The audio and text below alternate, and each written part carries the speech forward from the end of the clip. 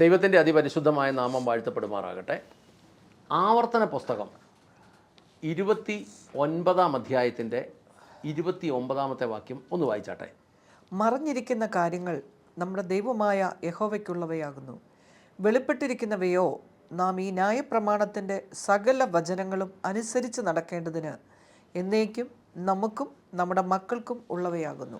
ആവർത്തന പുസ്തകത്തിൽ, സത്യവേദ പുസ്തകത്തിൽ 28 അധ്യായം 29-ന് 28 വാക്യമേ ഉള്ളൂ.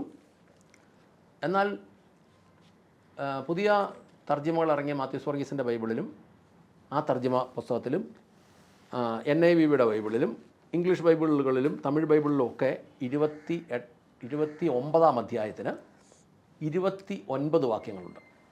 29-ാം അധ്യായത്തിൻ്റെ 29-ാമത്തെ വാക്യം തന്നെയാണ് സത്യവേദ പുസ്തകത്തിൻ്റെ 29-ാം അധ്യായത്തിൻ്റെ 28-ാമത്തെ വാക്യം. അതിനകത്ത് എഴുതിയേക്കുന്നത്, രഹസ്യത്തിലിരിക്കുന്ന കാര്യങ്ങൾ നമ്മുടെ ദൈവമായ യഹോവയ്ക്കുള്ളവയാകുന്നു, വെളിപ്പെട്ടിട്ടുള്ള കാര്യങ്ങളോ നാം ഈ നിയമത്തിൻ്റെ വചനങ്ങൾ പാലിക്കേണ്ടതിന് എന്നേക്കും നമുക്കും നമ്മുടെ മക്കൾക്കും ഉള്ളതാകുന്നു എന്ന് പറഞ്ഞാൽ അതിനകത്ത് 1-2 കാര്യങ്ങൾ പറയാം. ഒന്ന്, രഹസ്യത്തിലിരിക്കുന്ന കാര്യങ്ങൾ ഉണ്ട്.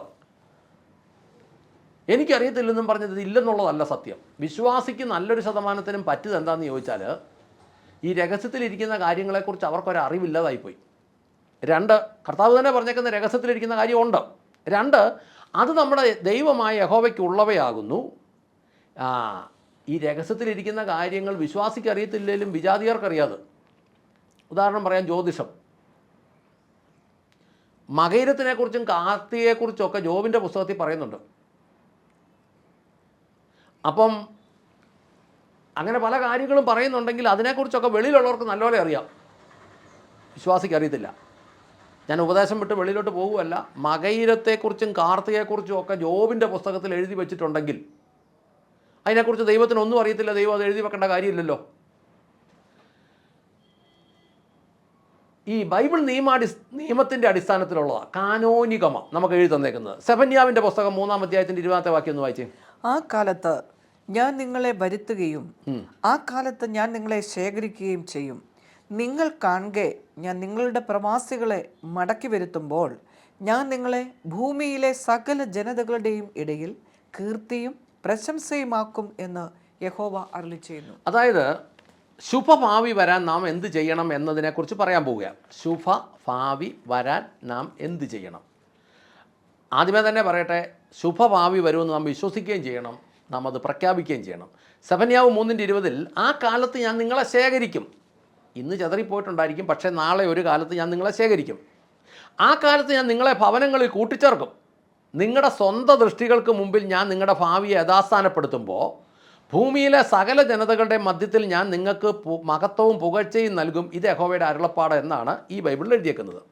അപ്പോൾ അതിനകത്ത് ഒന്നാമത്തെ കാര്യം, ഇപ്പോൾ പ്രത്യേകിച്ച് ഇന്ന് ഈ കുഞ്ഞുങ്ങളെല്ലാം വിദേശ രാജ്യങ്ങളിലേക്കെല്ലാം പോയപ്പോൾ, ആദ്യകാലത്ത് ഈ കുഞ്ഞുങ്ങൾ അങ്ങോട്ട് പോകാൻ തുടങ്ങിയപ്പോൾ കാരണവന്മാർ വലിയ ഗമയ്ക്ക് പറഞ്ഞു, എൻ്റെ മൂത്ത മോൻ അമേരിക്കയിലാണ്, 2-ാമത്തെ മോന് കാനഡയിലാണ്, 3-ാമത്തെ മോൻ ഇംഗ്ലണ്ടിലാണ്, ഓസ്ട്രേലിയയിലാണെന്നൊക്കെ പറഞ്ഞു. കേരളത്തിലൊക്കെ പല കാരണവന്മാരും പിള്ളേർ താല്പര്യമില്ലാത്ത പിള്ളേരെയും കൂടെ ഉന്തി ഉരുട്ടി അങ്ങ് കയറ്റി വിട്ടു. അങ്ങനെ യൂറോപ്യൻ രാജ്യങ്ങളിലൊക്കെ ചെന്ന് കഴിഞ്ഞപ്പോൾ, അമേരിക്കൻ രാജ്യങ്ങളിലൊക്കെ ചെന്ന് കഴിഞ്ഞപ്പം അവിടുത്തെ ജീവിത സൗകര്യങ്ങളും നിലവാരങ്ങളും ഒക്കെ കണ്ടപ്പോൾ പിന്നെ പിള്ളേർ ഇങ്ങോട്ട് വരുന്നില്ലെന്ന് തീരുമാനിച്ചിട്ട് ഇപ്പോൾ കിടന്ന് ചില കാരണവന്മാർ കിടന്ന് ദയനീയമായിട്ട് ചോദിക്കുക, വരാവോ, നിൽക്കാവോ, വരാവോ, പിള്ളേർ വരുമോ? പോകുന്നില്ലെന്ന് പറഞ്ഞവരെ കൂടെ അടിച്ചു കയറ്റി വിട്ടു. അന്ന് ഇതൊക്കെ വലിയ ഗമയായിരുന്നു. ഇപ്പോൾ പ്രായമായ അപ്പനും അമ്മയും കൂടെ വീട്ടിലിരുന്നപ്പോഴാണ് മനസ്സിലായത്, എന്തേലും ഒരു ആവശ്യം വന്നാൽ വല്ലതും ഉണ്ടാക്കി വെച്ചാൽ കഴിക്കാൻ ആളില്ലാത്തതുകൊണ്ട് ഉണ്ടാക്കാനൊരു താല്പര്യമില്ല. മക്കളെ വീഡിയോ കോളിൽ കണ്ടിട്ട് വർത്തമാനം പറയുന്നതല്ലാതെ അതിനൊരു താല്പര്യമില്ല. കൊച്ചുമക്കൾക്കൊട്ട് മലയാളം അറിയത്തില്ല. കാരണവന്മാർക്ക് നല്ലൊരു ശതമാനത്തിന് ഇവർ പറയുന്ന ഭാഷ അറിയത്തില്ല. കൊച്ചുമക്കൾക്ക് ഇങ്ങോട്ട് വന്നാൽ കൊതുക് കടിച്ചാൽ മേത്ത് മൊത്തം പൊത്തും, ഇങ്ങനെ വീർത്ത് വരും. അതുകൊണ്ട് ഇവിടുന്ന് അങ്ങോട്ട് പോയി കഴിഞ്ഞാൽ അവിടുത്തെ തണുപ്പിനകത്ത് പോയിരുന്നു കഴിഞ്ഞാൽ അതൊരു സന്തോഷമല്ല. മുറിക്കകത്ത് കയറി ഇരുന്ന് കഴിഞ്ഞാൽ വെളിയിലോട്ട് ഇറങ്ങാൻ മേല. ഇവർക്ക് ഇവിടുന്ന് അങ്ങോട്ട് പോകാനും മേല, അവർക്ക് ഇങ്ങോട്ട് വരാനും മേലാത്ത ഒരു സാഹചര്യം ഇന്ന് നല്ലൊരു ശതമാനം വീടുകളിലും ഉണ്ട്. പണം ഉണ്ടെന്ന് പറഞ്ഞിട്ട് എന്നാ കാര്യം? പണം ഇഷ്ടം പോലെയുണ്ട്, ഒരു പ്രയോജനവുമില്ല. ഒരു പരിധി പ്രായം കഴിഞ്ഞാൽ പലരുടെയും വീട്ടിൽ 1-2 വണ്ടി കിടപ്പുണ്ട് പുറത്തിൽ, ഓടിക്കണേ ആരുമില്ല. അങ്ങനെ വന്നു കഴിയുമ്പോൾ ഇത് പറയുകയാണ്, ഞാൻ നിങ്ങളെ ശേഖരിക്കും. ആ കാലത്ത് ഞാൻ നിങ്ങളെ ശേഖരിക്കും. ആ കാലത്ത് ഞാൻ നിങ്ങളെ ഭവനങ്ങളിൽ കൂട്ടിച്ചേർക്കും. നിങ്ങളുടെ ദൃഷ്ടികൾക്ക് മുമ്പിൽ, നിങ്ങളുടെ സ്വന്തം ദൃഷ്ടികൾക്ക് മുമ്പിൽ ഞാൻ നിങ്ങളുടെ ഭാവിയെ യഥാസ്ഥാനപ്പെടുത്തും. അപ്പോൾ ഭൂമിയിലെ സകല ജനതകളുടെയും മധ്യത്തിൽ ഞാൻ നിങ്ങൾക്ക് മഹത്വവും പുകഴ്ചയും നൽകുമെന്ന് യഹോവയുടെ അരുളപ്പാട്. ഇത് യഹോവയുടെ അരുളപ്പാടാ. ഇനി ഏത് കാലത്താണെന്ന് ചോദിച്ചാൽ അപ്പോസ്തല പ്രവൃത്തി 3:21 വായിച്ചേ. ദൈവം ലോകാരംഭം മുതൽ തന്റെ വിശുദ്ധ പ്രവാചകന്മാർ മുഖാന്തരം അരുളി ചെയ്തതൊക്കെയും യഥാസ്ഥാനത്താക്കുന്ന കാലം വരുവോ. യഥാസ്ഥാനത്താക്കുന്ന ഒരു കാലം ദൈവത്തിനുണ്ട്. എല്ലാ കാര്യങ്ങളെയും യഥാസ്ഥാനത്താക്കുന്ന ഒരു കാലം ദൈവത്തിനുണ്ട്. 1 കൊറിന്ത്യർ 7:29 ഒന്ന് വായിച്ചേ. എന്നാൽ സഹോദരന്മാരെ, ഇത് ഞാൻ പറയുന്നു, സമയം പരിമിതമാണ്. സമയം പരിമിതമാണ് എന്ന് പറഞ്ഞാൽ ഈ വരാനുള്ള സമയം പരിമിതമാണ്. 32-ാമത്തെ വാക്യമോ, നിങ്ങൾ ചിന്താകുലമില്ലാത്തവരായിരിക്കണം എന്ന് ഞാൻ ഇച്ഛിക്കുന്നു. ഇനി ഇതെല്ലാം കൂടെ നമുക്ക് കൂട്ടിച്ചേർത്ത് വായിച്ചാൽ ദൈവം ക്രമീകരിക്കും, ദൈവം നിങ്ങളെ ശേഖരിക്കും, ഭവനങ്ങളിൽ കൂട്ടിച്ചേർക്കും, നിങ്ങളുടെ കണ്ണിൻ്റെ മുമ്പിൽ നിങ്ങളെ യഥാസ്ഥാനപ്പെടുത്തും. ഇത്രയും കാര്യം നടക്കാൻ കാലം പരിമിതമാണ്. ആ കാലത്ത് ആകുല ചിന്ത ഇല്ലാതെ ഇരിക്കണം. അപ്പം നമുക്ക് എന്തു വേണം എന്നത് യിരെമ്യാവ് 29:11 സത്യവേദ പുസ്തകത്തിൽ അത് കറക്റ്റ് വാക്യമുള്ളത്. നിങ്ങൾ പ്രത്യാശിക്കുന്ന സമാപ്തി നിങ്ങൾക്ക് നൽകുവാൻ തക്കവണ്ണം ഞാൻ നിങ്ങളെക്കുറിച്ച് നിരൂപിക്കുന്ന പദ്ധതികൾ എന്തെന്ന് ഞാൻ അറിയുന്നു. അതായത് അതിൻ്റെ തുടക്കം ഒന്നുകൂടെ വായിച്ചേ. നിങ്ങൾ പ്രത്യാശിക്കുന്ന സമാപ്തി, നിങ്ങൾ പ്രത്യാശിക്കുന്ന ശുഭഭാവി. ഇതിൻ്റെ അർത്ഥം എന്താണെന്ന് ചോദിച്ചാൽ ശുഭഭാവി വരുമെന്ന് നിങ്ങൾ വിശ്വസിക്കണം, അത് പ്രഖ്യാപിക്കണം. ശുഭഭാവി വരും, അതെൻ്റെ കണ്ണിൻ്റെ ദൃഷ്ടി ഞാൻ കാണും. ഞാനത് എൻ്റെ കണ്ണിൻ്റെ ദൃഷ്ടി കാണുമ്പം ഇവിടെ എഴുതിയേക്കുന്നത് സകല ജനങ്ങളുടെയും മധ്യത്തിൽ ഞാൻ നിങ്ങൾക്ക് മഹത്വവും പുകഴ്ചയും നൽകും. മാതാപിതാക്കളെ സംബന്ധിച്ച് 3 മക്കളുണ്ടെങ്കിൽ 3 മക്കളും 3 രാജ്യത്ത് ജോലി ചെയ്യുന്നു. അവർക്കവിടെ ജോലിയുണ്ട്, അവർക്ക് ഭാര്യമാരുണ്ട്, കുഞ്ഞുങ്ങളുണ്ട്, അവർക്കവിടെ സന്തോഷമാണ്. 5 വർഷം കൂടുമ്പം അവരിവിടെ നാട്ടിലൊന്ന് വന്ന് ഒരു 10 ദിവസം നിന്ന് തിരിച്ചു പോകുന്നതല്ല മാതാപിതാക്കളുടെ സന്തോഷം. അവിടെ കൊണ്ടുപോയി ഏതെങ്കിലും ഒരു മുറിക്കകത്ത് അടച്ചുപൂട്ടി ഇടുന്നതുമല്ല മാതാപിതാക്കളുടെ സന്തോഷം. അപ്പോൾ ദൈവത്തിൻ്റെ വചനം പറയുന്നു, ആ കാലത്ത് ഞാൻ നിങ്ങളെ ശേഖരിക്കും, ആ കാലത്ത് ഞാൻ നിങ്ങളെ ഭവനങ്ങളിൽ കൂട്ടിച്ചേർക്കും, നിങ്ങളുടെ സ്വന്തം ദൃഷ്ടികൾക്ക് മുമ്പിൽ ഞാൻ നിങ്ങളുടെ ഭാവിയെ യഥാസ്ഥാനപ്പെടുത്തും. കണ്ണിൻ്റെ മുമ്പിൽ കാണണമെങ്കിൽ അത് ഒത്തിരി കാലം മുന്നോട്ട് പോയാൽ പറ്റുകയില്ല.